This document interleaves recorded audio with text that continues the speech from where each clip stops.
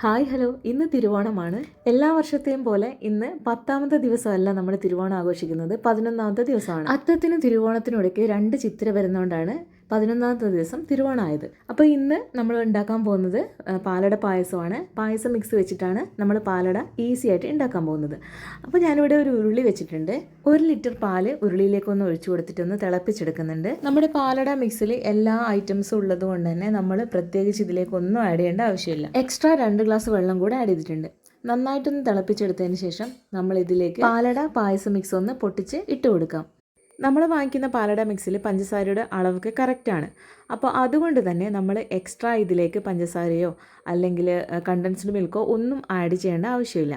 ഏകദേശം 35-40 മിനിറ്റോളം ചെറുതീയിൽ ഇളക്കിയെടുത്ത് വേവിക്കുകയാണ് ചെയ്യുന്നത്. നല്ലപോലെ പാലട വെന്ത് അതേപോലെ തന്നെ കുറുകി വരുമ്പോഴാണ് നമ്മൾ തീ ഓഫ് ചെയ്യേണ്ടത്. അഥവാ കുറച്ച് കൂടുതൽ കുറുകി പോയിട്ടുണ്ടെങ്കിൽ കുറച്ച് തിളപ്പിച്ച പാല് ഒഴിച്ചു കൊടുത്താൽ മതി. ഇനി കുറച്ച് നെയ്യിലേക്ക് കാഷ്യൂനട്ട്സും കിസ്മിസും കൂടെ ഒന്ന് റോസ്റ്റ് ചെയ്തും കൂടെ ആഡ് ചെയ്യുന്നുണ്ട്. അല്ലെങ്കിൽ നേരിട്ട് നെയ്യ് പായസത്തിലേക്ക് ഒഴിച്ചാലും മതി. പായസം മിക്സിൽ തന്നെ കാഷ്യൂനട്ട്സും കിസ്മിസും ഒക്കെ ഉണ്ട്. സാധാരണ നമ്മൾ പായസത്തിൽ ആഡ് ചെയ്യുന്ന പോലെ തന്നെ കാഷ്യൂനട്ട്സും കിസ്മിസും ഇതേപോലെ ഒന്ന് നെയ്യിൽ വറുത്ത് ആഡ് ചെയ്യുമ്പോൾ നല്ല ടേസ്റ്റ് ആയിരിക്കും പായസത്തിന്. നല്ല കുറുകി വന്ന പായസത്തിലേക്ക് നമ്മൾ നേരെ ഇതങ്ങ് ഒഴിച്ചു കൊടുത്താൽ മതി.